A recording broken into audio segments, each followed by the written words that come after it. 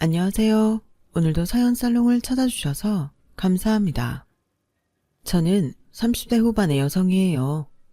저에게는 얼마 전까지 누구보다 저를 사랑한다고 믿었던 사람이 있었어요.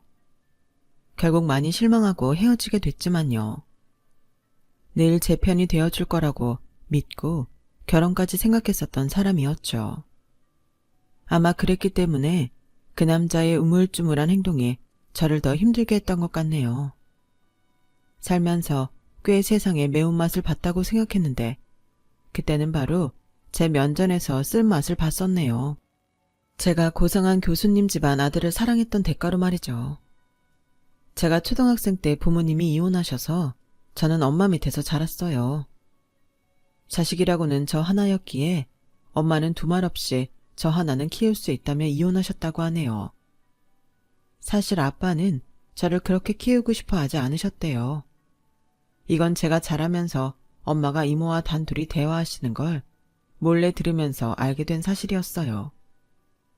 그렇더라도 저는 크게 충격받거나 하지 않았어요. 물론 아빠가 저를 저버린 것 같은 기분에 좀 슬프긴 했지만 제가 자라는 동안 아빠가 한 번도 절 찾지 않았기 때문에 어느 정도 예상은 하고 있었던 거죠. 엄마는 정말 열심히 저를 키우셨지만 경제적인 사정은 그다지 넉넉하지 않았어요. 저는 실용 전문 대학에 들어가서 공부를 했지만 하루라도 빨리 돈을 벌고 싶어서 1년 만에 마치고 취업 자리를 알아봤고 다행히 한 곳에 취직할 수 있었어요. 저는 바닥에서부터 차근차근 많은 걸 배웠고 10년이 지나 온라인 쇼핑몰을 열면서 제 사업을 시작할 수 있었죠. 엄마는 제가 일만 하면서 악착같이 돈만 벌고 남자한테 관심이 없는 걸 많이 걱정하셨어요. 우리 은선이 남자친구도 사귀고 놀러도 다녀야지. 이제는 너무 사업만 신경 쓰지 않아도 되잖아. 아유, 엄마, 아직 아니야. 우리 쇼핑몰 좀 더 자리 잡고 종류도 더 많이 늘려야 돼.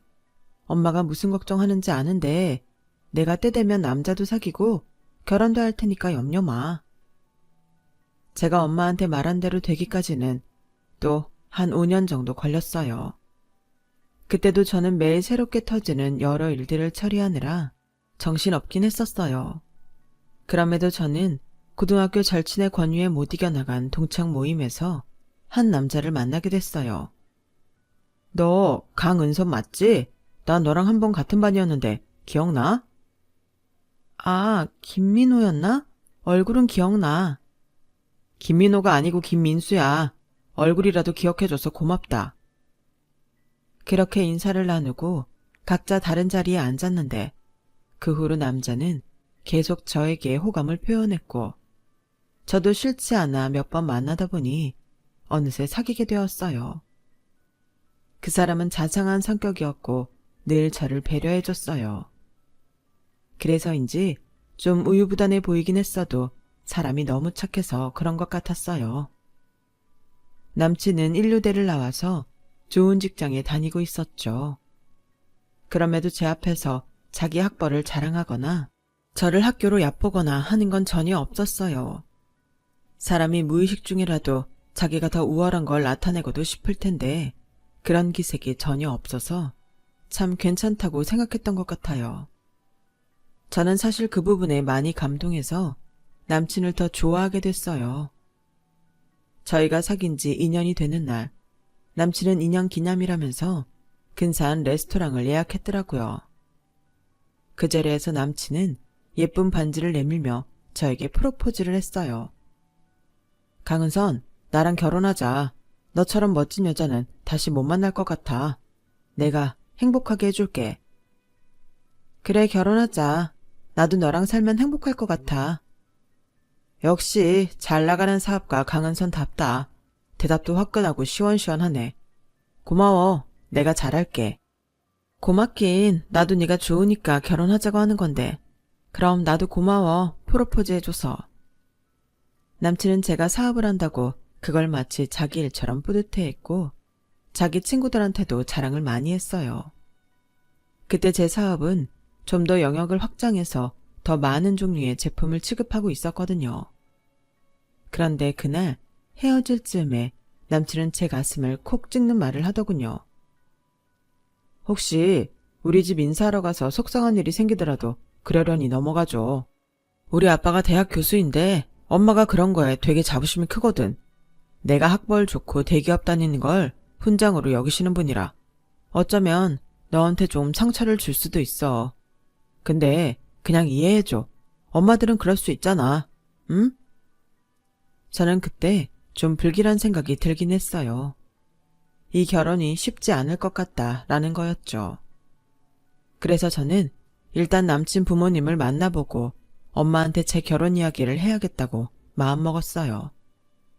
하긴 제가 남친에 비해서 학벌이 많이 딸리는 건 사실이니 그걸 문제 삼으면 감수해야 된다는 생각은 하고 있었어요.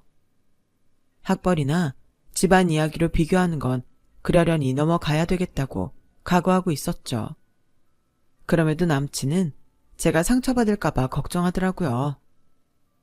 엄마가 네가 얼마나 괜찮은지 알아볼 수 있게 내가 진짜 말 잘할게. 남친이 너무 그러니 처음엔 그러려니 했던 저도 점점 신경이 쓰이고 마음이 무거워져 갔어요. 어쨌든 남친은 제가 집에 인사 갈 날을 걱정했고 저도 그날은 다른 일정을 잡지 않겠다고 했어요. 얼마 후 저는 일을 마치고 남친과 약속한 장소에 먼저 나가 있었어요. 그런데 그 자리에 남친이 아닌 지긋하게 나이 드신 여자분이 나와 계시더라고요. 그 여자분은 다름 아닌 남친 어머니였어요. 아가씨가 강은선 맞지? 민수 핸드폰 화면에서 봤어. 나 민수 엄마야. 안녕하세요 어머니. 오늘 어머니 나오신다는 얘기 민수한테 못 들었는데 같이 나오시는 거였어요? 그건 아니고 내가 아가씨 어떤 사람인지 궁금해서 보려고 왔어. 남친 어머니는 굉장히 우아하셨는데 눈빛은 참 차갑더라고요. 그분은 저를 빠르게 아래 위로 훑어보시더니 바로 이렇게 말했어요. 우리 민수가 통 여자 사귈 생각을 안 하는 것 같아서 내 애간장을 그렇게 녹였는데 핸드폰 화면도 아가씨랑 찍은 사진으로 바꿔놓더니 아가씨랑 결혼을 하겠다고 하잖아. 나이가 적지도 않은데 동갑에다가 고등학교 동창이라고 하니 엄마 입장에서 얼마나 궁금하겠어. 네, 그러실 것 같아요. 이해해요. 근데 아가씨 부모님은 뭐 하셔? 우리는 민수한테 들었지? 애들 아버지가 땡땡대학 교수야. 우리 아들들 다 인류대 나왔고 나도 땡땡대학 출신이고 잠깐 강사도 하고 외국어 학원에서 영어도 가르쳤어. 근데 내가 민수한테 아가씨 부모님은 뭐 하시는지 못 들었거든.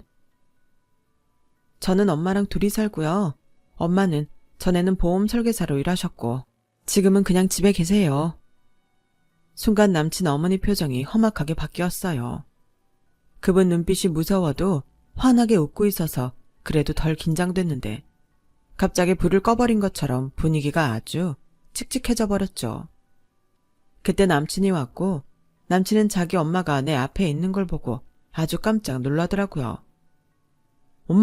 엄마가 여기 웬일이야? 누구랑 약속 있어? 약속이라면 약속이지. 너랑 얘랑 만나는 약속. 나는 네가 죽고 못 사는 여자가 누군지 궁금해서 나와봤고. 근데 민수 너 언제까지 날 속일 생각이었어? 제 아빠도 없고 엄마랑 사는데 엄마는 보험 설계사였다는데? 네가 그래서 결혼한다고만 하고 아무 소리도 안 하고 있었구나. 허천지. 첫눈에 딱 봐도 애가 품이라고는 눈꼽만큼도 없긴 한데. 그래도 그렇지.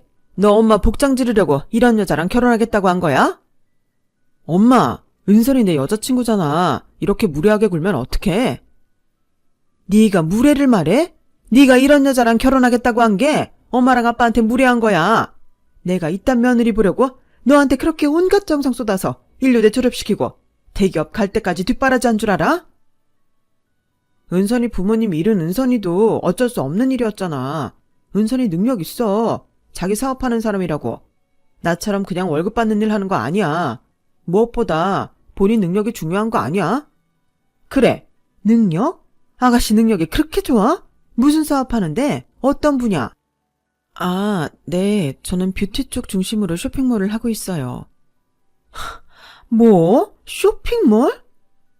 남친 어머니는 기도 안 찬다는 표정으로 저를 멸시에 찬 눈빛으로 바라봤어요. 개나 소나 다 한다는 그 쇼핑몰? 그래, 그럼 대학은 어디 나왔어? 민수 정도 수준은 되지? 아니요, 저는 땡땡 실용전문대 다니다가 중퇴했어요. 제 말이 끝나자마자 남친 어머니는 하이톤으로 소리를 꽥 질렀어요. 민수 너 미쳤어? 정신이 어떻게 된 거 아니야? 엄마 좀, 엄마 지금 정말 예의 없는 거 알아? 네가 감히 엄마한테 그런 말을 해? 남친 어머니가 버럭 소리를 지르자 남친은 더는 아무 말 못하고 고개를 숙이더라고요. 저는 갑자기 태풍이라도 맞은 기분이라 어떤 대꾸도 할 수 없어서 두 사람을 그저 보고 있을 수밖에 없었어요. 너 잔말 말고 당장 따라와. 집에 가서 얘기 좀 해. 엄마, 나 오늘은 은선이랑 약속. 시끄러워. 빨리 오지 못해. 남친 어머니 기세는 정말 대단했어요. 결국 남친은 자기 엄마 뒤를 따라가며 손짓으로 나한테 전화하겠다는 신용만 남겼죠. 혼자 덩그러니 남은 저는 주변에서 쑥덕거리는 소리를 듣다가 정신을 차리고 도망치듯 그 자리를 빠져나왔어요. 당시에는 한 대 맞은 것 같아 아무 생각도 안 들었는데 시간이 지날수록 너무 기가 막혔고 모멸감이 올라왔어요. 제 조건이 안 좋다는 거 저도 잘 알고 있어요. 그러니 남친도 선뜻 저에 대해 이야기를 잘 못했을 거예요. 남자 쪽에서는 아무것도 모르니 궁금해서 저를 알아보고 싶었을 거고요. 다 이해하긴 하지만 이렇게 사람 면전에다 대놓고 너는 아니라는 이야기를 당당하게 하다니. 사람이 학벌이 좋지 않고 대기업에 다니지 않으면 인격적인 대우도 해주지 않는다는 게 이런 거구나 하고 정말 뼈저리게 느끼겠더라고요. 그날 밤 남친은 제게 전화하지 않았고 며칠이 지나서야 문자를 보내왔어요. 일단 우리 집 인사 가는 건 좀 미루자. 엄마가 지금 좀 당황하셔서 그렇지 시간 지나면 괜찮아질 거야. 은선이 너한테도 미안해. 내가 좀 더 빨리 집에 얘기했어야 됐는데. 그래도 좀 늦어지는 것 뿐이지 우리 결혼 못하는 거 아니니까 기다려줘. 알았지? 착하긴 했지만 그만큼 단호하지 못하고 싫은 소리 못하는 남친인지라 부모님 눈치만 보고 있을 게 눈에 선하더라고요. 답답하기도 했지만 성격이 그러니 뭐라 할 수도 없어서 저는 그저 알겠다고만 했어요. 그리고 보름 정도 저와 남친은 연락하지 않았죠. 저는 남친 어머니가 하던 말이 생각나는 게 싫어서 어떻게든 일에만 몰두하며 지냈고요. 그렇게 지내고 있던 어느 날 저는 뜻밖의 손님을 맞이하게 됐어요. 퇴근을 해서 집에 돌아왔는데 집 근처에 못 보던 고급 승용차가 서 있더라고요. 그 차의 운전석에 있던 남자는 저를 보더니 얼른 차에서 내렸어요. 실례합니다. 강은선 씨 맞죠? 혹시 강민욱 씨가 아버지 되시나요?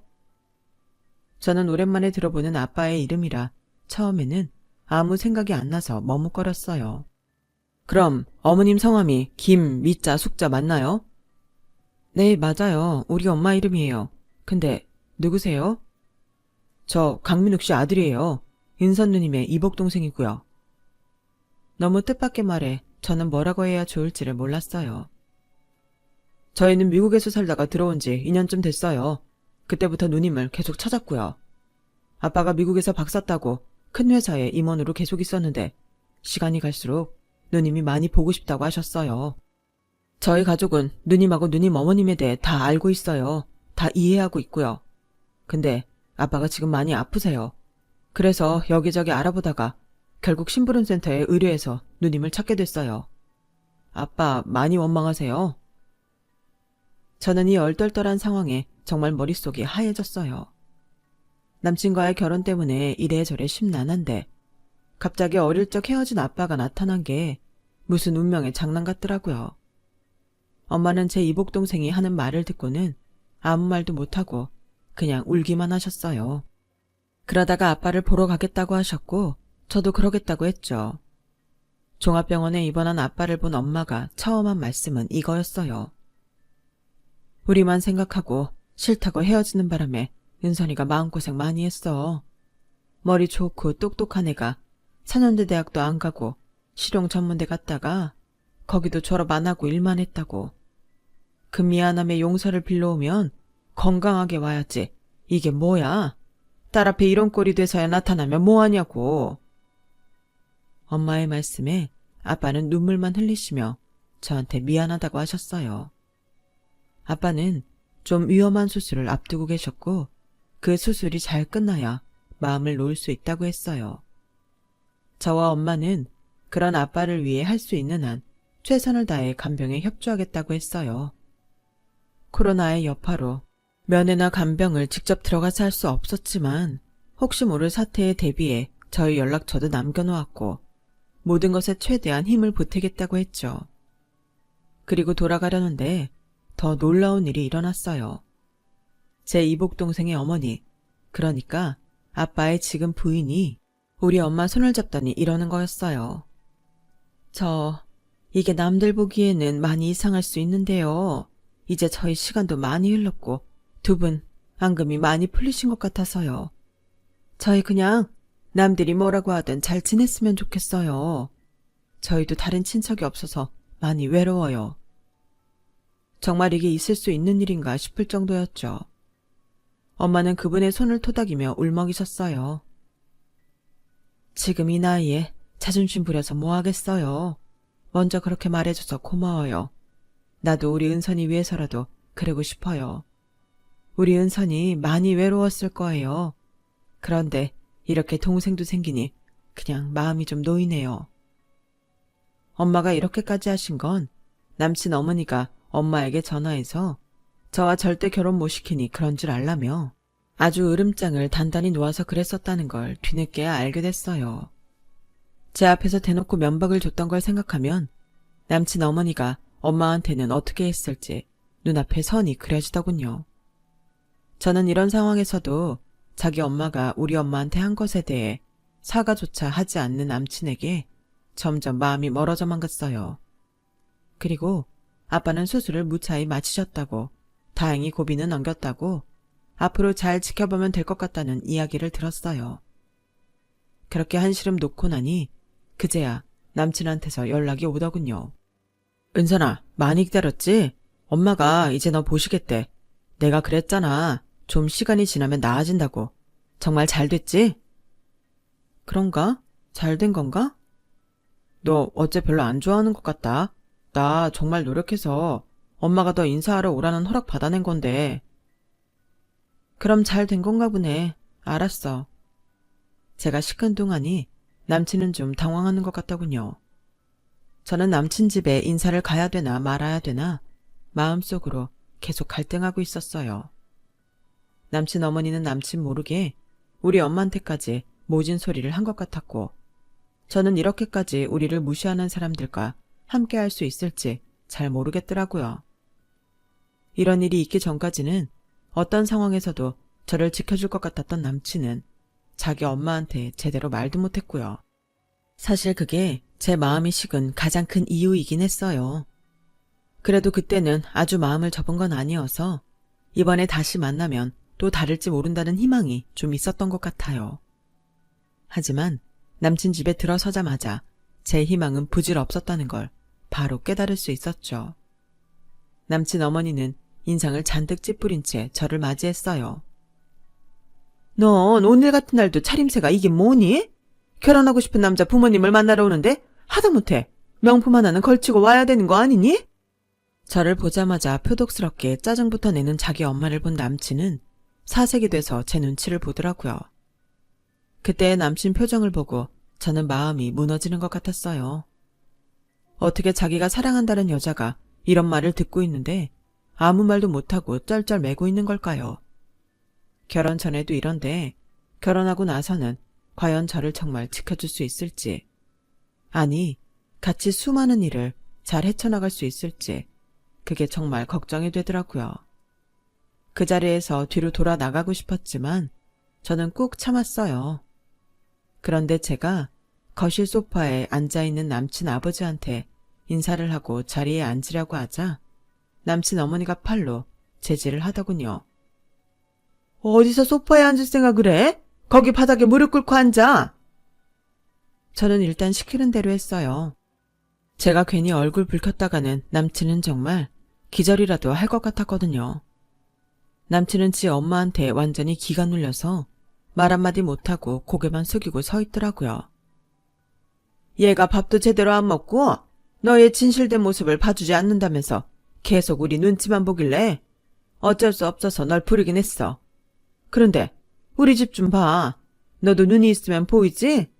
저게 벽에 걸린 수많은 상장하며 얘 아버지 교수로 저렇게 많은 학회며 유명한 자리에 간 사진들 보여? 우리 집이 이런 집이야. 민수 형도 민수랑 같은 대학 나와서 대학에서 애들 가르치고 우리 큰며느리는 꽤 좋은 회사 다닌다. 그런데 너 같은 애가 우리 집에 들어와 봐라. 너도 편치 않을 거다. 일단은 수준이 맞아야 말이 통할 거 아니야. 근데 대학도 못 나오고 뭐? 실용 뭐라고? 그런 듣도 보도 못한 전문대도 다니다만 네가 우리 집에서 과연 뭘 할 수 있겠어? 게다가 편부모 밑에서 자라서 이런 자리에 올 때 배운 데 없이 수수한 브랜드로 걸치고 오는 거 그거 우리 무시하는 거잖아. 나는 오늘 확실히 해야겠어. 우리는 그런 며느리 못 본다. 당신도 한마디 해요. 쟤 오는 거 싫다고 펄펄 뛰었잖아요. 당신이 다 했는데 뭘 또 알아 해. 아무튼 잘 들었냐? 아무리 요즘 세상이 변한다고는 해도 한국은 학벌 사회야. 네가 한다는 그딴 사업 같지도 않은 걸로 돈 좀 만진다고? 과연 네가 진짜 잘 사는 사람들하고 어울릴 수 있을 거라고 생각했냐? 라더니 남친 아버지는 자리에서 벌떡 일어나 방으로 들어가 버렸어요.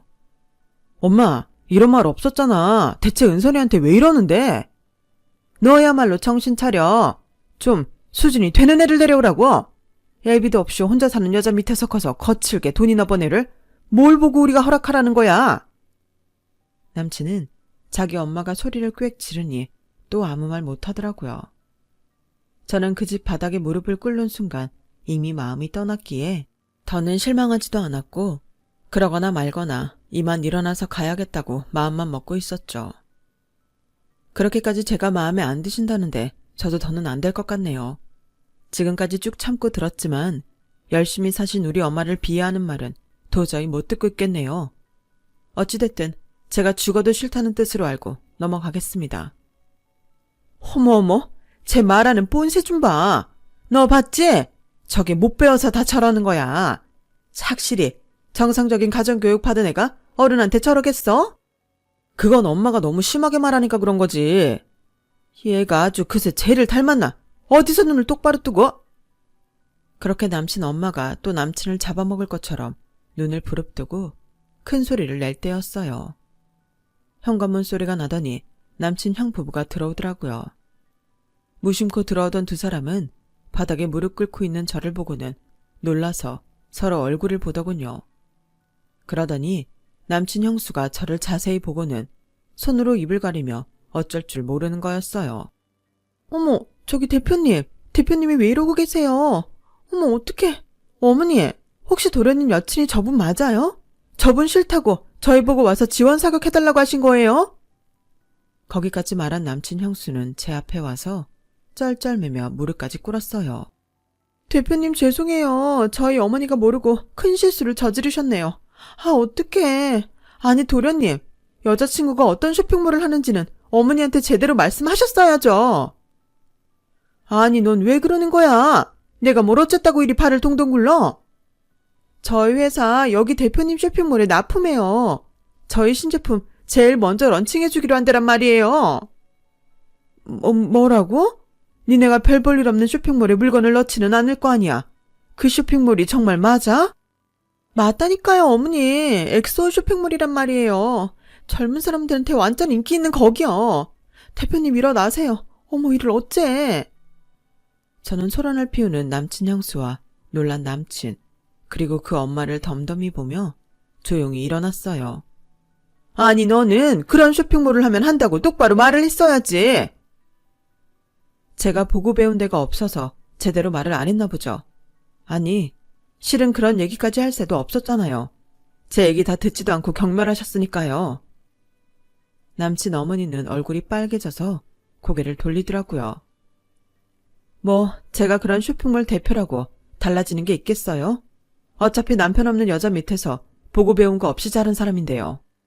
이 정도 모욕 받았으면 저도 더는 참을 이유 없다고 생각하고요. 민수 한 명 보고 결혼하려고 했는데 왜 집안을 보라고 하는지 저야말로 그 말을 아주 뼈저리게 깨달았네요. 모쪼록 집안에 잘 어울리는 좋은 대학 나와서 이름 있는 회사 다니는 며느리 꼭 만나시길 바랄게요. 민수야, 그동안 즐거웠고 다시는 보지 말자.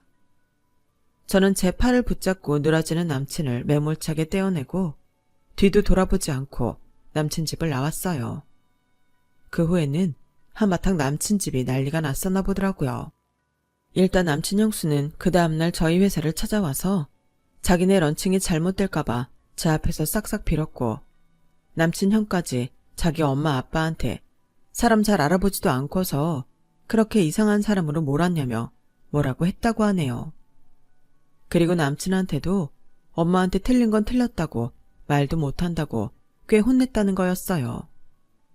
남친은 몇 번이고 제게 전화를 하고 문자를 보냈지만 저는 연락하지 않았어요.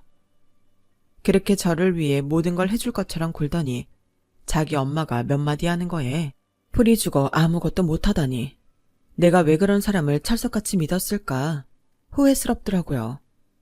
그리고 한 일주일쯤 지났을 때였어요. 저와 엄마가 아빠가 퇴원하신 기념으로 이복 동생과 작은 어머니와 다 함께 식사를 하고서 집에서 같이 차 한잔 하려고 왔을 때였죠. 저희 집 앞에 남친 어머니가 서 있더라고요. 저와 엄마는 그분을 보자마자 얼굴 표정이 굳어버렸어요. 아빠를 비롯한 다른 가족들은 그런 저희 표정을 보고 남친 어머니를 쳐다봤고요. 남친 어머니는 저와 엄마 앞에 오더니 90도로 허리를 굽혔어요. 제가 생각이 짧아서 따님과 어머니 기분을 상하게 해드렸네요. 그 점 진심으로 사과드릴게요. 다 지난 일이고 저는 솔직히 어머니 사과 믿지 않아요. 그러니 이만 가주세요. 제가 냉정하게 말하며 집으로 들어가려고 하자 남친 어머니는 제 팔을 붙잡고 사정을 했어요. 얘 은선아, 너 아버지 찾아오셨다며. 내가 좀 알아봤어. 니네 쇼핑몰도 알아보면서 그렇게 됐어. 니네 아버지가 미국에서 박사에 유명한 회사 계셨던 분이라며. 너 나 때문에 삐져서 니네 아빠 어떤 분인지 저번에 집에 왔을 때 한마디도 안 했던 거야. 아무리 토라져도 할 말은 해야지. 그러니 나 애들 아빠가 오해할 수밖에 없잖아. 네 사업도 그저 그런 애들이 하는 별 볼 일 없는 건 줄 알았잖아.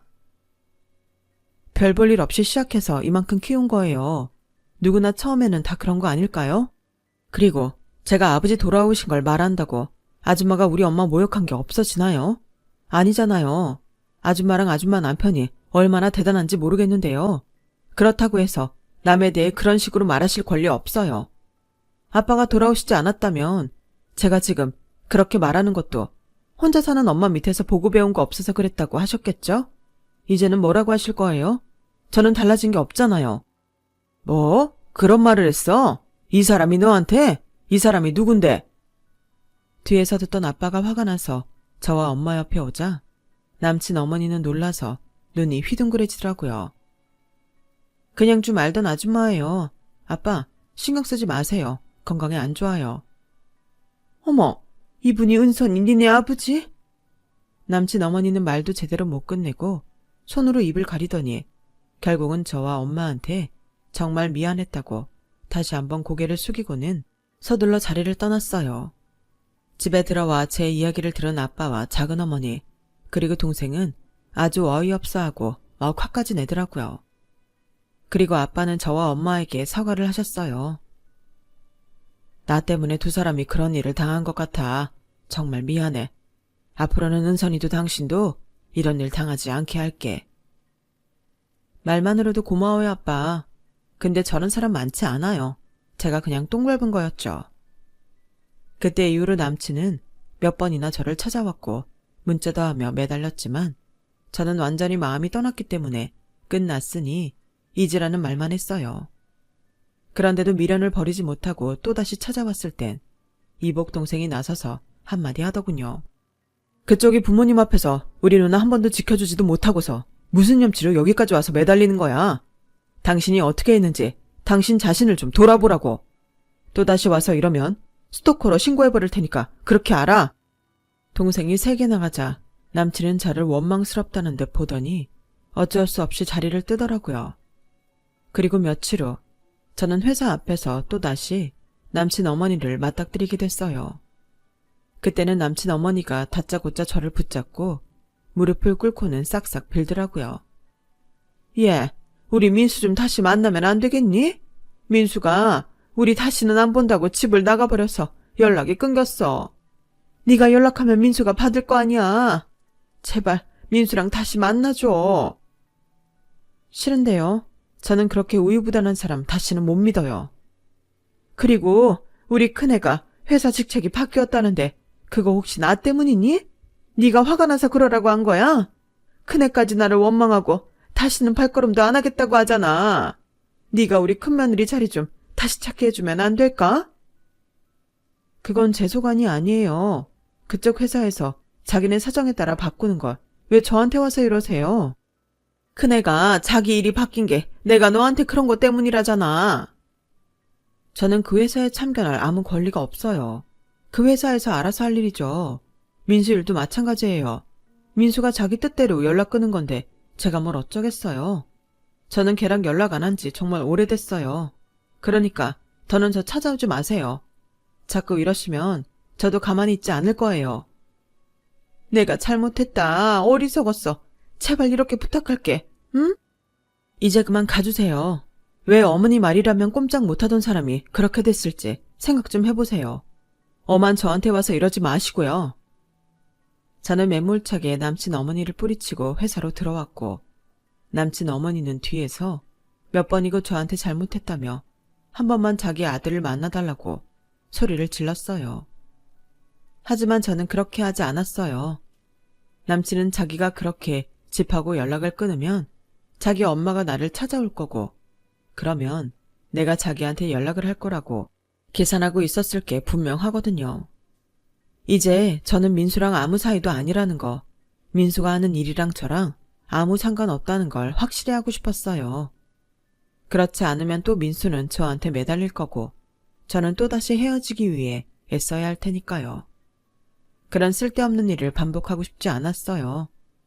제가 끝까지 연락을 안 하니 결국 그 집안에서 아들을 찾아냈고 남친은 또다시 엄마한테 설득당해서 집으로 들어갔다고 하더군요. 그 얘기를 듣고 정신적으로 독립하지 못한 사람은 참 불행하다는 생각을 했네요. 남도 힘들게 만들고요. 그 이후로는 남친 이야기도 남친 집안 이야기도 듣지 못했어요. 남친 형수는 저의 쇼핑몰 문제가 아니라 다른 일에서 실수가 있어서 밀려났다는 이야기도 들었고요. 그렇게 남친과 그 집안과는 인연이 끝났고 우연히도 스쳐 지나간 적도 없네요. 저는 아직 다시 남자를 사귈 마음은 없어요. 지금은 우리 가족들하고 더 잘 지내고 싶은 마음뿐이에요. 우리 가족을 어떻게 생각하실지 모르겠지만 제가 오랜 시간 외롭게 살아서 그런지 동생도 작은 어머니도 너무 소중하기만 해요. 둘 다 우리 엄마를 너무 좋아하고 잘해주는 걸 보면 행복하고요. 제 이야기는 여기까지예요. 끝까지 들어주신 분들 모두 행복하시고요. 하시는 모든 일 잘 되시길 바랄게요. 항상 건강하세요. 감사합니다. 여러분, 사연 댓글에 응원과 현명한 조언 부탁드려요. 좋아요와 구독은 저에게 큰 힘이 됩니다. 오늘도 좋은 일 가득하세요.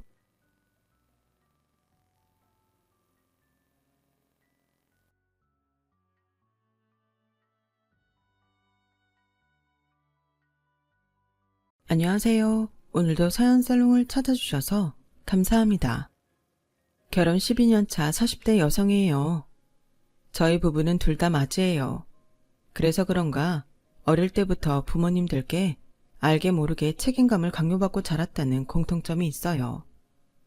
남편은 이남 1녀 중 맞이고 저는 세 자매 중 맞이인데 집안 특색에 따라 약간의 차이가 있긴 해도 맞이로 살면서 느꼈던 감정은 거의 비슷하더라고요.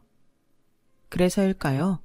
맞이끼리 만나면 서로 서열 싸움을 하느라 자주 다툰다고 하던데 저희 부부는 오히려 서로를 이해할 수 있어서 이날 이때까지 싸움 한 번 안 하고 살아왔어요. 시부모님과도 얼굴 붉히는 일 없이 잘 지내왔고요. 그런데 왜 사연을 보내게 됐냐고요? 그건 바로 제 남편이 맞이라는 이유로 저희 부부를 호구 취급하며 이용해 먹어온 염치 없는 시동생 내외 때문이에요. 솔직히 지금도 두 인간을 생각하면 자다가도 혈압이 올라와요. 차라리 남이라면 법대로 처리하고 돌아서면 그만인데 가족한테 당한 일이다 보니 이게 참 똑같이 되돌려주는 것도 눈치가 보이니 미치겠더라고요. 그래서 너 어디 한번 당해보라는 심정으로 사연을 보내게 되었습니다. 저희 부부는 남다른 인연을 가지고 있어요. 저희 두 사람을 연결해준 사람이 다름 아닌 제 친정 아빠거든요. 저희 시아버지는 사업 실패 후 그 충격으로 뇌졸중으로 쓰러지셨어요. 하지만 몸도 온전히 추스르기도 전에 일을 시작해야 했고 그렇게 시작한 일이 경비 일이었어요. 정확히는 물류창고 경비 일을 하셨는데 그때 아버님이 일하시던 곳이 바로 저희 아빠가 운영하시는 곳이었어요.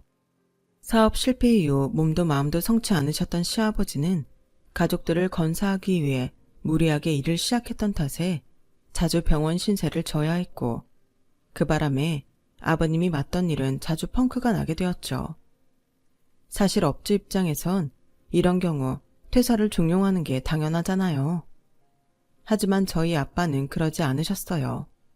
그건 바로 제 남편 때문이었죠. 거참, 고등학교 졸업을 앞둔 녀석이 지 아버지를 대신해 일하겠다고 왔더라고. 나도 자식 키우는 입장에서 어떻게 매정하게 돌려보내겠어.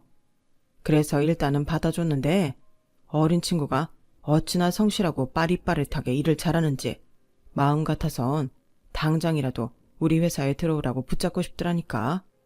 들어보니 공부도 잘했는지 대학도 좋은 데 합격했더라고. 이런 청년이라면 사윗감으로 딱인데 말이지. 저희 아빠는 아버님을 대신해 일터에 나오는 제 남편을 보고 일찍부터 사윗감으로 점 찍어두셨던 모양이에요.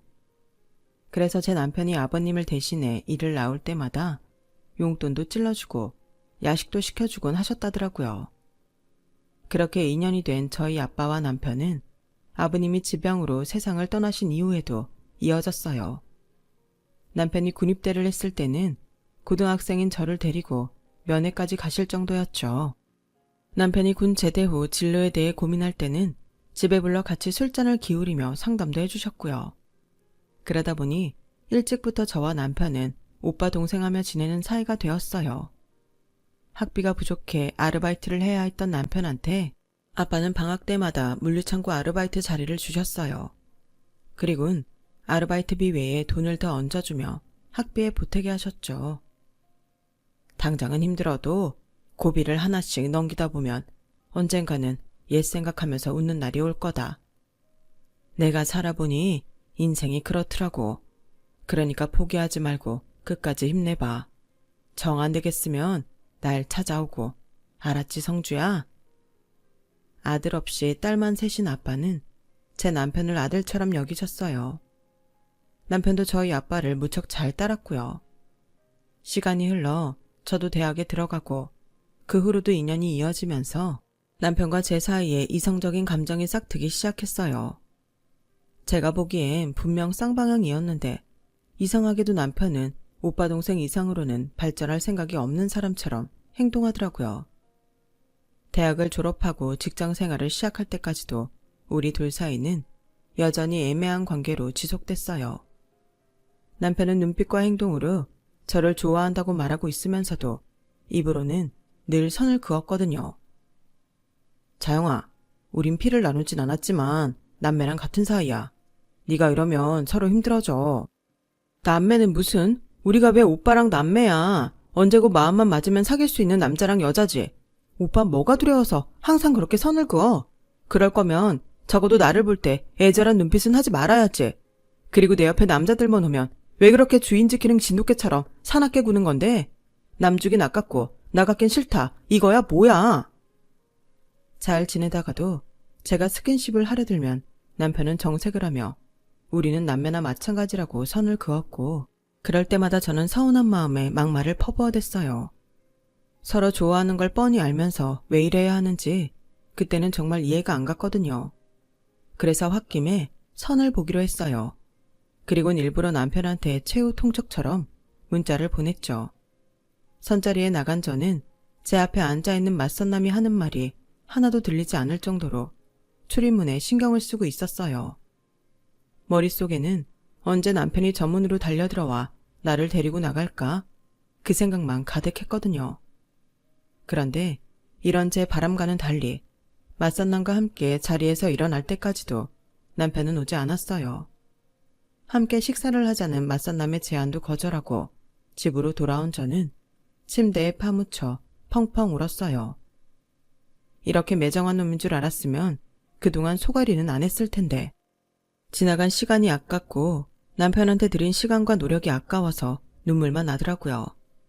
그 일이 있고 얼마 지나지 않아 회사에서 점심을 먹으러 동료들과 나왔다가 식당가에서 남편과 마주치게 됐어요.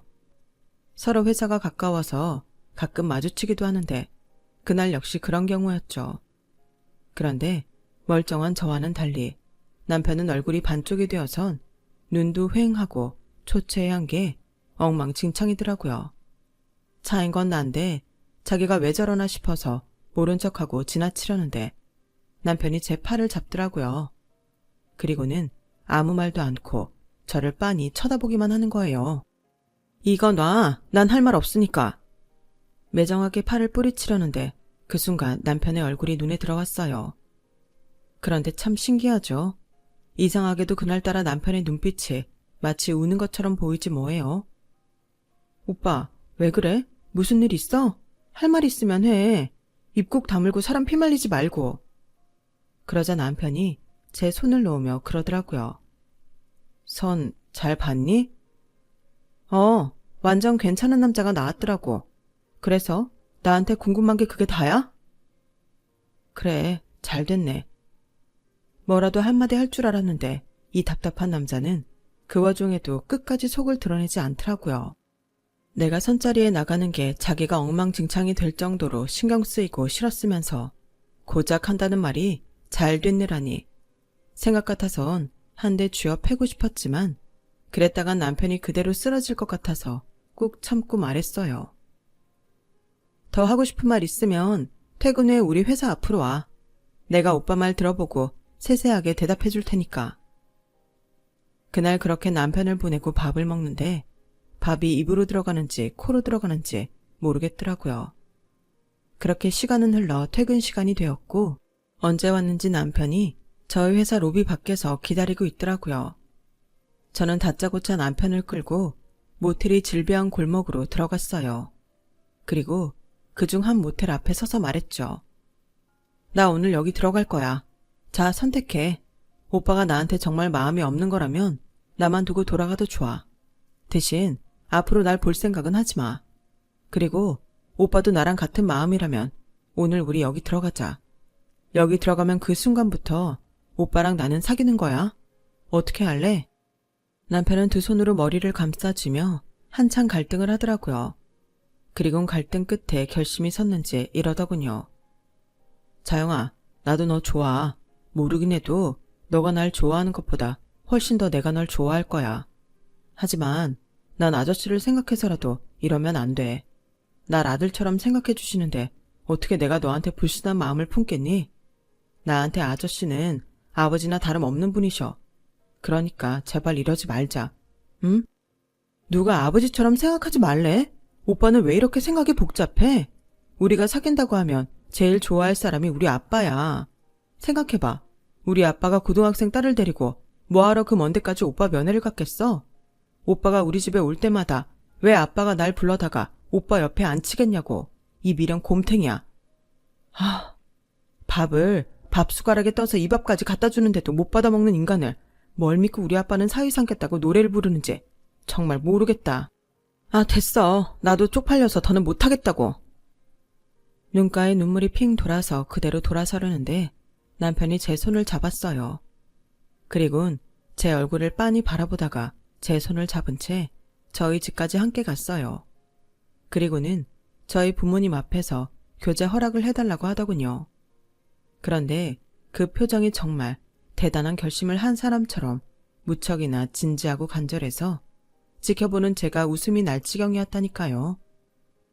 진지한 표정으로 가슴 졸이던 남편과는 달리 저희 아빠는 너무도 쉽게 교제를 허락하셨어요. 그 바람에 오히려 남편이 의아해할 정도였죠. 아저씨, 정말 괜찮으시겠어요? 저희 집 사정도 다 아시면서 자영이랑 제가 사귀어도 괜찮으시겠냐고요.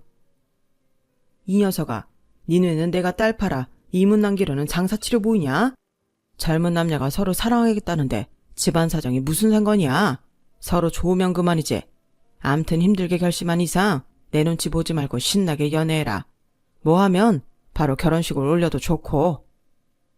아빠는 처음부터 제 남편을 사윗감으로 점 찍었던 만큼 은근슬쩍 결혼 얘기까지 얹으셨어요. 결국 오빠는 벙찐 표정으로 저와 교제를 시작하게 되었죠. 이렇게 교제를 시작하게 된 우리는 5년 넘게 연애를 하다가 결혼을 하게 되었어요. 사실 진작부터 결혼 얘기가 오갔지만 생각보다 결혼이 늦어진 데는 이유가 있었어요. 집안의 가장이었던 남편이 여동생과 막내인 남동생을 책임져야 했거든요.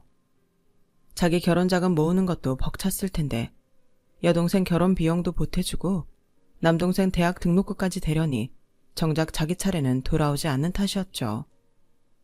제가 그런 사정을 다 이해하고 남편을 기다렸던 건 누구보다 마지의 심정을 잘 알기 때문이었어요.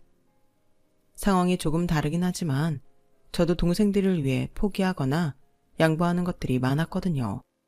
그건 누가 시켜서 그런 것도 아닌데 스스로 나는 마지이기 때문에 그래야 한다는 막연한 의무감이 들어서 그랬던 것 같아요. 남편 역시 그랬을 거고요. 뻔한 직장인 월급으로 동생들 뒷바라지에 생활비까지 부담해온 탓에 남편은 사회 초년생들보다도 돈을 모으기 어려웠어요. 그래서 막상 결혼을 앞두고도 전셋집 보증금도 마련하지 못한 상태였죠. 그래도 그때는 그깟 전셋집 따위는 문제가 되지 않았어요. 사글세방에서 신혼생활을 시작한다고 해도 남편만 있다면 좋았을 때였거든요. 이런 사정을 아시는 아빠는 남편 몰래 제게 돈을 주셨어요. 엄마는 물론 동생들한테는 비밀로 한 채로요. 성준의 사정 뻔히 아는데 어떻게 모른 척 하겠냐? 그렇다고 내 딸을 월세방에서 신혼생활을 하게 할 수는 없고 별수 있어? 내 주머니 돈이라도 풀어야지. 네 엄마한테는 아무 소리 하지 마라. 괜히 결혼도 하기 전부터 네 남편 기죽는다.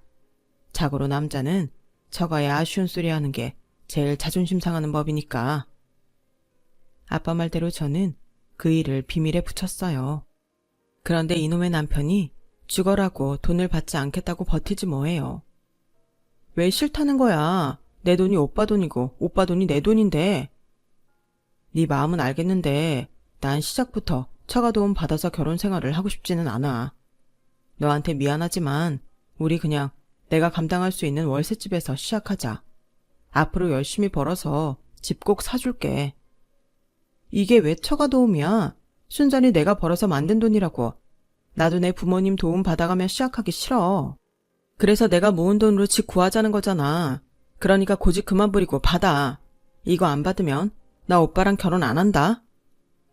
속으로 조금 찔리기는 했지만 이렇게 강하게 나가지 않으면 남편이 돈을 받지 않을 것 같아서 일부러 화내는 척 연기를 했어요. 이런 열연 덕분에 남편은 마지못해 돈을 받았고 저희는 전셋집에서 신혼을 시작할 수 있었어요. 그런데 이런 사정도 모르고 저희 시댁에서는 제가 전셋집 보증금을 해온 걸 보고 각자 딴 생각들을 했던 모양이에요. 어머님은 부모로서 능력이 안 돼서 며느리 힘으로 자식 신혼집을 구하게 됐다는 거에 미안해하셨고 시누이는 올케가 능력이 되니 해온 거 아니겠냐며 당연히 받아들이는 입장이었어요. 그리고 가장 문제가 된 건 시동생이었죠. 다른 시댁 식구들과 달리 시동생은 저를 자동 지갑 정도로 생각했던 것 같았거든요. 결혼하고 얼마 안 된 시점에 시동생이 하루는 그러는 거예요. 형수님, 저 어학연수 좀 보내주면 안 돼요? 취업하려면 스펙 쌓는 게 얼마나 중요한지 아시잖아요. 다들 가는 어학연수 정도는 다녀와야 저도 어디서 명함이나 내밀지 않겠어요. 형수님, 저 좀 도와주세요. 사소하게 책값이며 용돈 뜯어가는 것도 모자라 나중엔 강 크게 어학연수 비용을 대달라고 하더라고요. 도련님, 어학연수라뇨. 우리 형편에 그런 돈이 어딨어요. 그리고 어학연수 안 가도 영어 성적은 충분히 올릴 수 있잖아요. 저도 어학연수 한번 못 가봤지만 학원 다니면서 필요한 성적은 충분히 만들 수 있었어요. 어디서 하느냐가 중요한 게 아니라 내가 얼마나 열심히 하느냐가 중요한 거라고요. 형수님, 지금 내 앞에서 형수님 공부 잘했다고 자랑하는 겁니까? 내가 언제 공짜로 달래요? 취직하면 갚을 테니 빌려달라는 거잖아요. 다 참, 얼마 되지도 않는 돈 가지고 지금 생색내는 거냐고요. 있는 사람이 더하다고 정말 너무하네요. 이건 뭐 강도도 아니고 남의 돈이라고 아주 쉽게 알더라고요. 애초에 갚을 생각도 없었으면서 고개 빳빳이 들고 당당하게 돈 내놓으라고 요구하는 시동생을 보니 저게 그간 지형 등골을 얼마나 빼먹었을지 안 봐도 비디오였어요. 지 손으로 학비도 못 버는 주제에 나중에 어학연수비를 갚겠다고요? 어림도 없는 소리죠. 주는 거든 빌려주는 거든 아무튼 우리는 그런 능력이 안 돼요. 월급 뻔한 직장인 처지에 그런 목돈이 어딨겠어요. 그러니까 도련님도 일찌감치 포기하세요. 저는 더는 말도 섞기 싫어서 딱 잘라 거절을 하곤 차후 벌어질지 모를 상황도 미리 차단을 했어요. 혹시나 해서 하는 말인데 형한테 얘기해도 소용없을 거예요. 우리 집 월급 관리는 내가 직접 하니까요. 그러니까 그 얘기는 이 자리에서 없던 일로 해요. 도련님이 서운하대도 어쩔 수 없어요. 안 되는 건 안 되는 거니까 포기할 건 포기하라고요. 진짜 너무하시네요. 전세 보증금도 턱턱 만들어내는 형수님이 그깟 돈 몇 푼 빌려달라는 말에 직장인 월급 운운하는 걸 보니 솔직히 기분이 좀 그러네요. 네, 암튼 잘 알겠습니다. 형수님이 정 이렇게 나오시겠다면 내가 무슨 말을 더 하겠어요. 돈 없는 놈은 남들 다 가는 어학연수도 포기하고 사는 수밖에요. 끝까지 시동생은 말꼬리 잡아가며 제 속을 박박 긁었지만 그렇다고 시동생 수법에 넘어가 주지는 않았어요. 저도 사회생활 경력이 얼만데 이런 피덩이한테 순순히 넘어가겠어요. 하지만 이 일로 시동생은 저한테 반감을 갖기 시작했고 이후로는 서로 견원지간처럼 지내게 되었어요.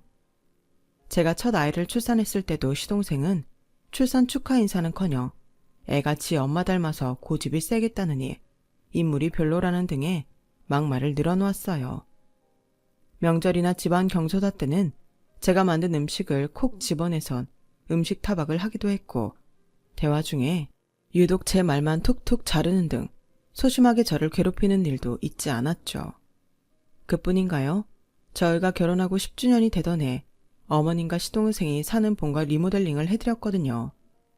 어머님이 관절이 안 좋으셔서 살림하기 편하시도록 업체랑 상의 끝에 생활 동선을 짧게 고쳐드렸는데 시동생이 트집을 잡지 뭐예요. 하여간 형수님 센스는 알아줘야 된다니까. 요즘 누가 이런 인테리어를 해요. 이케아 가면 북유럽 스타일 소품부터 시작해서 변기, 주방, 개수대까지 다 파는데 어디서 이런 싸구려를 구해와선 이럴 거면 차라리 나한테 말이라도 하고 하든가. 그랬으면 유행하는 스타일을 쫙 꽂혔을 거 아냐. 도련님, 집 고치는데 돈이나 좀 내놓고 그런 소리를 하시죠. 그리고 마감재도 그렇고 변기랑 개수대까지 브랜드 제품으로 신경 써서 한 거예요. 뭘 좀 알고 말하세요. 북유럽 스타일이요? 그딴 게 무슨 소용이에요. 어머님 사용하시기 편한 게 중요하지. 그렇게 불만이 많으면 이참에 도련님이 돈 들여서 싹 뜯어 고치든가요. 입으로는 뭔들 못하겠어요. 방금 전까지 인테리어가 어쩌고 유행이 어쩌고 하더니 자기 돈 들여 하라고 하자 꿀먹은 벙어리가 되더라고요. 아니, 누가 자기 편하라고 리모델링 해줬나요? 하여간 하나부터 10까지 마음에 드는 구석이 없었어요. 그런데 이런 시동생이 하루아침에 확 바뀌어선 저한테 살갑게 굴기 시작한 거예요. 형수님, 그 짐 저한테 주세요. 형은 뭐 하는 거야? 이렇게 무거운 걸 형수한테 들게 하고. 보면 형은 참 형수한테 무심한 것 같아. 능력 있지, 똑똑하지. 어디 내놔도 안 빠지는 형수 같은 사람을 어쩜 이렇게 막대할 수가 있냐고요. 안 그래요, 형수님? 글쎄요. 그건 잘 모르겠고 평소랑 다른 도련님 태도를 보니 이게 꿈이 아닐까 하는 착각은 드네요. 에이, 형수님도 참. 제가 그동안 말을 안 해서 그렇지 저요. 형수님 참 좋아합니다. 그러니까 형수님도 저 미워하지 마세요. 뭔 꿍꿍이가 있는지 갑자기 태도가 변한 시동생을 보니 왠지 걱정이 되더라고요. 이번엔 또 무슨 짓을 벌이려고 이러나 싶었거든요. 그리고 이런 걱정은 얼마 지나지 않아 현실로 다가왔어요. 뭐? 전세보증금을 우리 보고 해달라고? 미친 거 아니야? 그동안 월급 받은 거 뭐하고? 막말로 도련님이 자기 손으로 학자금 대출을 갚기로 했어. 생활비를 내기를 했어. 버는 족족 자기 옷 사입고 툭 하면 차 바꾸고 1년에 두세 번씩 해외 여행 다는 것밖에 더 있냐고. 그래놓고 이젠 하다하다 자기 신혼집까지 장남한테 떠넘기는 게 말이 되냐고. 안 돼. 나 절대 못 해줘. 당신도 그렇게 알고 도련님한테 확실히 전해. 학자금 대출금 내준 것만으로도 맞이로서 충분히 해줬으니까 적어도 결혼만큼은 자기 힘으로 하라고. 매번 참고 있으니까 누굴 호구로 하나. 정말 너무하더라고요. 뻔뻔한 막내 아들 행동에 시어머니도 미안했는지 명절 내내 제 눈치만 살피시더라고요. 평소 팔이 늘 안으로 굽던 시누이도 이번 일에 대해서는 제 편을 들어주었어요. 성준이 너 내 이럴 줄 알았어. 막내라고 오냐오냐 해줬더니 너 아주 사람 노릇하기 글렀구나. 오빠, 이 녀석이 뭐라고 하든 이번엔 절대 돈 해주지 마. 얘도 정신 좀 차려야 돼. 지들 결혼하는데 누구 보고 집을 내달래? 정신 빠진 놈 같으니라고. 올케 언니가 열내는 거 나도 충분히 이해해. 나 같았어도 시동생이 신혼집 해달라고 하면 가만 안 있지. 누나까지 왜 그래? 그럼 당장 살 집도 없는데 어떡하라고. 내가 언제 그냥 달래? 빌려달라는 거잖아. 일단 집 보증금만 마련해주면 내가 다달이 얼마씩 갚을게. 도련님, 상식적으로 돈 필요하면 은행 대출을 먼저 알아봐야 하는 거 아니에요? 그리고 그런 목돈 마련하려면 은행 우리도 대출 받아야 한다고요.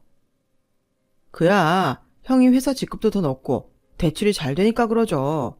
신용도도 높으니까 이자도 싸고요. 그리고 내 앞으로는 대출도 안 나와요. 도대체 신용등급이 얼마나 낮으면 대출이 안 나오나 했더니 그게 등급 문제가 아니었더라고요. 이미 대출을 받을 수 있는 한도까지 다 받아서 더는 대출 한도가 없었던 거였어요. 비록 리스라고는 해도 쥐뿔도 없는 게 수입차까지 끌고 다니고 남들은 1년에 한 번 나갈까 말까 한 해외도 자기 집 드나들듯 다니더니 월급으로도 모자라 은행 빚까지 지고 있었던 거죠. 일 터지면 늘 형한테 떠넘기기 바쁘지. 막내라는 이유로 늘 형이랑 누나한테 받기만 하려는 못된 버릇이 성인이 된 지금까지 이어져 온 거예요. 결국 참다 못한 남편도 더는 안 되겠는지 딱 잘라 거절을 하더라고요. 네 결혼이니까 네가 알아서 해. 형편이 안 되면 월세 원룸에서 시작을 하든 정 안 되겠으면 본가에 들어가 살든 형편껏 알아서 하라고. 그리고 이 시간 이후로도 나랑 네 형수한테 기댈 생각은 하지 마. 우리도 더는 해줄 돈도 없고 해줄 필요도 못 느끼니까. 결국 시동생은 본가에서 신혼살림을 차리게 되었어요. 그 때문에 동선의 집안에서 말이 많았지만 뭐 어쩌겠어요. 그동안 둘이 연애하는 동안 놀고 다니면서 펑펑 쓰느라 그렇게 된걸요. 끼리끼리 논다고 시동생이 데려온 동서 역시 시동생이랑 꼭 같은 사람이었어요. 들어보니 동서도 그 집 막내라고 하더라고요. 평소 형제관계로 사람 판단하는 편은 아니지만 시동생과 동서 때문에 막내 포비아가 생길 지경이었어요. 자기들 입속은 귀신같이 차리면서 공동 부담을 져야 할 때는 막내라는 이유로 형이랑 누나한테 어떻게든 떠넘기기 급급했거든요. 부부가 어찌나 쿵짝이 잘 맞는지 저것들은 천생연분이 분명하다 싶더라고요. 남편도 저도 맞이다 보니 어느 정도는 그러려니 하고 넘겨주었는데 이 화상들이 하다하다 집안 살림이며 청소 빨래까지 죄다 어머니께 미루고 지들은 희희낙낙이지 뭐예요. 한 번씩 시댁에 가보면 어머님이 동서 속옷빨래부터 시동생 내외 방청소까지 다 해주고 계시더라고요. 비단 청소 문제만은 아니었어요. 어머님, 이게 다 뭐예요? 배달음식을 얼마나 시켜 드시길래 일회용 용기가 이렇게나 많아요? 동서가 어머님 음식이 입에 안 맞는다고 지들 먹을 건 따로 배달시켜 먹는지 재활용 박스에 일회용 플라스틱 그릇이 한가득이더라고요. 네? 이게 하루치 쓰레기라고요? 맙소사.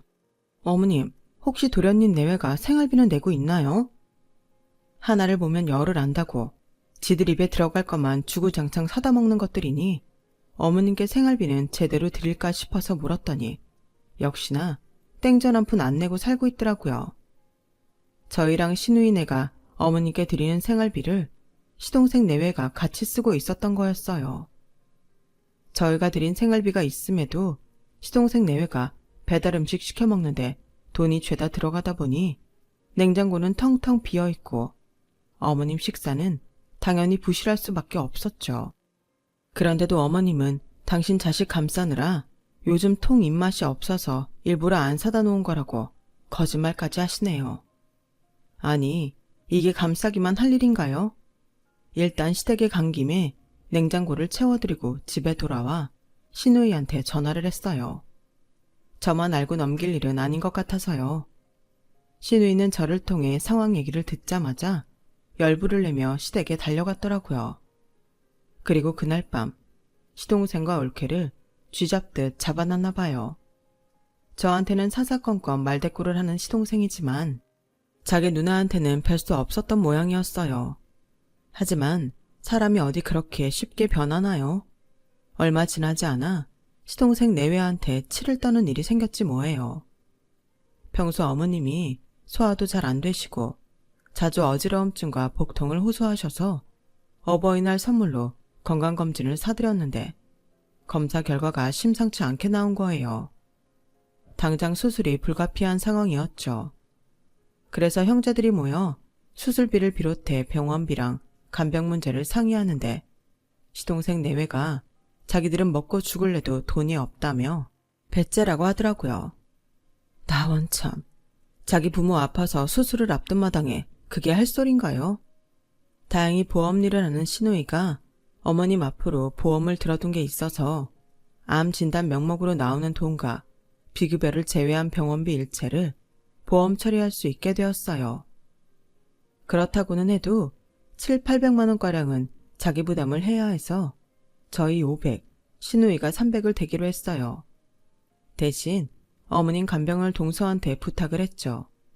동서가 백수라서 다행이라는 생각이 든 건 처음이었네요. 그런데 동서가 자기는 간병을 못한다며 딱 잘라 거절을 하더라고요. 하루 종일 있으라는 것도 아니고 저랑 시누이가 나눠서 교대를 해주겠다고 하는데도 죽어도 안 된다고 뻗대더니 어머님 수술을 앞두곤 아예 짐 싸들고 친정으로 가버린 거예요. 시동생은 그런 동서를 데려오겠다며 따라서 처가로 달려갔고요. 그러는 사이 수술 시간은 다가왔고 결국 어머님은 막내 아들 얼굴도 보지 못한 채 수술대 위에서 세상을 떠나셨어요. 그런데 정작 문제는 그 다음이었어요. 아무리 전화를 해도 시동생과 연락이 닿지 않는 거예요. 동서도 마찬가지고요. 남편은 장례 준비로 바쁘고 시누이 역시 정신이 없는 터라 제가 나서서 동서 친정에 연락을 했죠.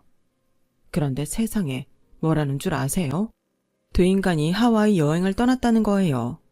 진작부터 여행 준비를 해둔 터라 취소하면 손해를 많이 보게 된다고 몰래 여행을 갔다 오려고 생쇼를 했던 거죠. 그 말을 듣는데 정말 사람 새끼 같지도 않더라고요. 그래도 일단은 톡으로 시동생한테 어머님의 부고를 알렸어요. 그렇게 하루가 지나고 장례식장에서 조문객을 받고 있는데 요란한 하와이안 셔츠 차림의 시동생이 장례식장으로 들어오더라고요. 동서 역시 피서지에서나 입을 법한 옷차림이었어요. 눈에 띄는 두 사람은 장례식장에 들어오자마자 세상 떠나가라 울음을 터뜨렸고 그 모습에 조문객들 시선이 쏠렸어요. 엄마, 막내 아들 왔어. 나만 두고 이렇게 가면 어떡해. 엄마. 어머님, 왜 이렇게 빨리 가셨어요? 이틀만 더 기다리셨으면 우리 그이 보고 가시는 건데. 부부가 쌍으로 울고불고 하는데 얄밉기도 했지만 그래도 어머님을 생각해서 내색을 하지는 않았어요. 그런데 한참 울고 난 시동생의 한마디에 홀딱 깨고 말았죠. 그럼 엄마 집은 내가 가는 거지? 그동안 우리가 엄마 모시고 살았으니까 우리한테 권리 있는 거잖아. 눈에 눈물도 마르기 전에 어머님 집부터 챙기려는 시동생을 보니 정말 사리가 돋더라고요. 맞아요. 저희 결혼 때 신혼집도 안 해주셨는데 이참에 어머니 집 저희 주세요. 부창부수라고 부부가 꼴값도 쌍으로 제대로 떨더라고요. 도련님, 동서, 어머님 장례 중이야. 지금 꼭 그런 얘기를 꺼내야겠어? 나중에 천천히 해도 되잖아. 그깟 집이 뭐가 중요해? 형수님, 말 참 이상하게 하시네. 그럼 집이 중요하지 안 중요해요? 우리한테는 생계가 걸린 문제라고요. 그러니까 다들 모인 김에 당장 결정해 주세요. 그 집 제가 가는 거 다들 동의하는 거죠? 어머님을 보내는 마지막 순간까지 정신 못 차리는 시동생을 보자 남편은 참다 못해 울분을 터뜨렸어요. 네가 인간이냐? 어머님이 돌아가셨는데 네 눈에는 어머님 집만 보여? 너 같은 걸 자식이라고 끝까지 편을 드신 어머님이 불쌍하다. 기왕 이렇게 된 거 얘기해주마. 이놈이 탐내는 그 집 주인은 따로 있어. 네 형수가 시집 올 때 장인어른이 전세집 구해주신 거 어머님이 아시곤 그해 겨울에 이 사람 앞으로 집 명의 돌려주셨다. 그러니까 애초에 너한테 돌아갈 집은 없단 얘기야. 아니, 그런 게 어딨어. 누나도 알고 있었어? 아니, 그래도 그렇지. 형 전셋집 해줬다고 우리 집을 내주는 게 어딨어? 그게 얼마짜린데. 얼마짜리면 뭐. 그동안 오빠랑 올케가 너랑 나한테 해준 거에 비하면 될 것도 아니야. 네 대학 학비에 네 결혼식 비용. 그 밖에 너한테 들어간 돈이 한두 푼이니? 엄마 아플 때마다 병원비 대고 집 리모델링하고 그거 다 오빠랑 올케가 해준 거잖아. 너도 양심이 있으면 그 집 달라는 소리 하면 안 되지. 그보다는 당장 집 주인인 올케한테 잘 보여야 하지 않겠니? 막말로 언니가 니네 부부집 비우라고 하면 꼼짝없이 길바닥에 나앉는 건데. 그제야 상황 파악이 된 시동생은 바닥에 대자로 드러누우며 떼를 쓰기 시작했어요. 그깟 등록금이랑 나한테 쓴 돈 갚으면 될 거 아니야. 대신 그 집은 내놔. 나 소송도 부사할 거라고. 집 내놓으라고 난동을 부리는 시동생 때문에 장례식장은 엉망이 되었어요. 그래서 제가 나서서 일단 집 문제는 삼남매가 똑같이 나눠 갖자고 타협안을 내놓았죠. 그제야 시동생은 자리에서 일어나 상주복으로 갈아입더군요. 어머님의 장례를 마치자마자 시동생이 닥달하는 통에 다들 시댁에 모였어요. 그리고 그 자리에서 집을 파는 문제에 대해 상의를 했죠. 서울의 아파트 값이 천정부지로 오르고 있다지만 서울 외곽의 낡은 빌라 가격은 생각보다 그리 높지 않았어요. 부동산에 알아보니 어지간한 신축 빌라 전세 보증금만도 못하더라고요. 그래도 일단 집을 팔아서 3등분으로 나눠 갖기로 했죠. 그런데 이번에도 시동생은 자기 몫은 알차게 찾아먹으려고 하면서도 저희한테 갚아야 할 돈은 두리뭉실 넘어가려고 하더라고요. 그런데 평소 같으면 모른 척 넘어가 주던 남편이 갑자기 돈 얘기를 꺼내기 시작한 거예요. 막내 네가 전에 말한 대로 그동안 너한테 들어간 돈을 정리해봤다. 이 돈은 집값 나눠갖는 대로 바로 형수한테 주도록 해. 어차피 네 형수 돈이니까. 시동생은 못마땅한 표정으로 입을 삐죽거리며 알겠다고 하더군요. 그런데 남편이 정리해온 상환 금액을 확인하더니 손을 바들바들 떨지 뭐해요. 자기가 받아야 할 돈보다 무려 1,300만 원이 더 나왔거든요. 형, 이게 정말 내가 쓴 돈이라고? 말도 안 돼. 그럼 우리 받을 돈은 고사하고 1,300이나 뱉어야 한다는 소리잖아. 그러지 말고 좀 깎아줘. 아니, 상환 시일을 좀 늘려주면 안 돼? 그럼 내가 꼭 갚을게. 내가 널 어떻게 믿냐? 너란 놈은 콩으로 매주를 쓴데도 절대 못 믿어. 그리고 어머니 장례식장에서 그런 짓을 벌였을 때에는 이 정도 뒷감당은 염두에 둔 거 아니었니? 그런 막대 먹은 짓을 하고도 이제 와서 죽는 소리를 해? 필요 없어. 이놈이 신용불량자가 되든 길바닥에 나앉든 난 이 돈 꼭 받아낼 거다. 정 안 되면 소송을 통해서 네 월급도 차압할 생각이야. 더 긴 말하고 싶지 않으니까 이번 주 내로 이 집에서 짐 빼고 나가. 난 더 이상 너 같은 놈 동생으로 생각 안 할 테니까 내 장례식에도 찾아올 거 없다. 알겠어? 결국 시동생 내외는 얼마 뒤 짐을 빼서 동서 친정으로 들어갔어요. 그리고 신우는 자기 결혼할 때 저희가 대준 돈도 있고 그동안 일이 있을 때마다 목돈을 저희한테 기댔던 게 있으니 집 한 돈은 받지 않겠다고 하더군요. 그래서 집은 팔지 않고 월세를 놨어요. 매달 들어오는 월세로는 저희 집 은행 대출금을 갚고 있답니다. 그리고 시동생은 저희와 연을 끊고 살게 되었고 다달이 제 계좌로 1,300만 원에 대한 분할 상환을 하고 있어요. 그것도 다음 달이면 다 끝나겠네요. 장남으로서 부모와 동생들에 대한 책임감을 안고 살았던 남편은 이제서야 조금은 마음의 짐을 내려놓고 살게 되었어요. 앞으로는 남편이 가족이나 형제보다는 자신을 위한 삶을 살았으면 하는 바람입니다.